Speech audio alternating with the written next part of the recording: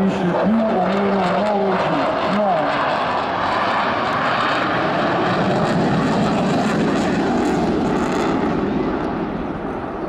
E come vi dicevo prima, una radiotermonia superiore ai 400 gradi al secondo.